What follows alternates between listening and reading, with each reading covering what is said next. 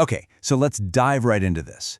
We're looking at a study that really gets into the nitty-gritty of what causes division inside communities. It's a problem as old as time, right? But what's fascinating here is the perspective. It's coming from a Christian theological viewpoint that traces the whole issue back to its spiritual roots. God and us presents Proclamation to the nation. I mean, you've been there, right? You're part of a group, everyone's on the same page, and then something just starts to feel off.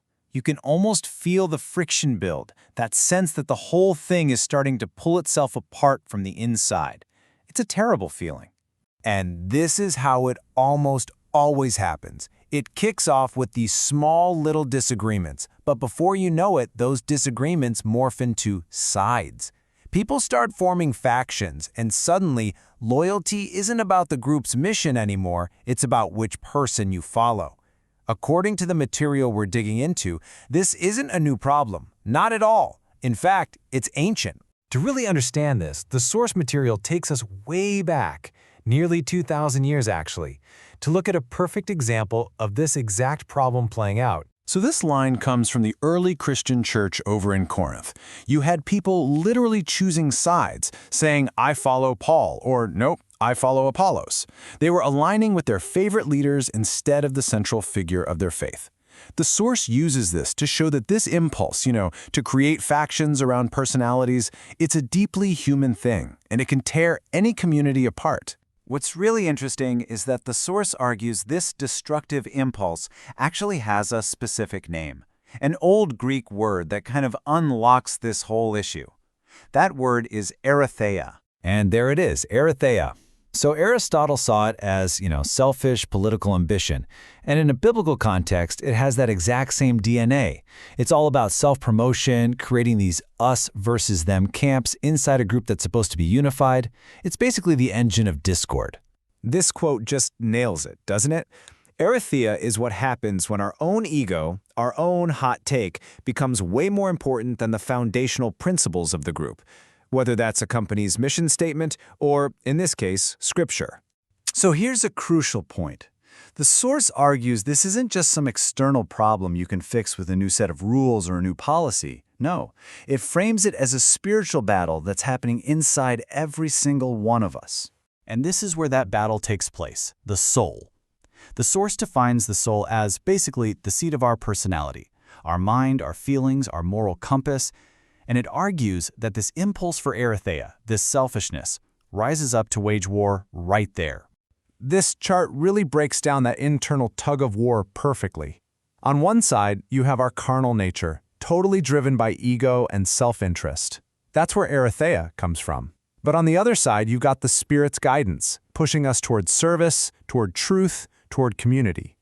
And according to the source, our soul is caught right in the middle of that fight. Now, the source makes a pretty bold claim here. It says that while worldly therapies and medicine might be able to treat the physical brain, they can't actually get to the spiritual root of Eritheia. Because the battle is happening in the soul, the solution has to be spiritual too. Okay, so if the problem is spiritual, and it's this thing called Eritheia, then what's the antidote? Well, the source proposes it's not a set of actions, but a very specific mindset. It's a perfect countermeasure, really. To defeat this self-promoting, divisive spirit of Eritheia, the source argues we have to cultivate its polar opposite, a radical, profound humility that's modeled on the example of Jesus Christ. And this isn't some fuzzy, abstract idea. No, the source actually lays out a super clear 4-step process straight from the book of Philippians. Step 1, check your motives. Why are you doing what you're doing? Step 2, genuinely value other people as more important than yourself. Step 3, look out for the interests of others, not just your own. And finally, step 4, adopt a true mindset of service. So this all brings us to a kind of fork in the road. The source presents two very, very different outcomes for any community, and it all depends on which of these two paths its members decide to go down. Wow, this quote really doesn't pull any punches, does it? Factionalism, that's Eritheia, it's not harmless office politics. The source argues it's a seed that, when it's planted, will always grow into disorder, distrust, and just straight-up dysfunction.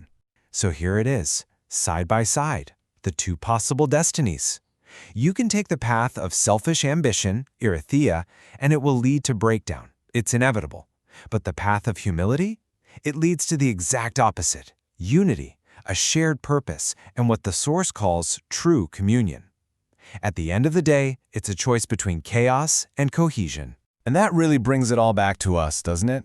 This whole study forces us to look in the mirror and then look at the groups we're a part of. It takes this ancient theological concept and makes it incredibly relevant. So the question it really leaves us with is this. In the communities you belong to, your family, your workplace, your church, your teams, which spirit is winning right now? The one that's all about self-interest or the one that's about serving the good of the whole group?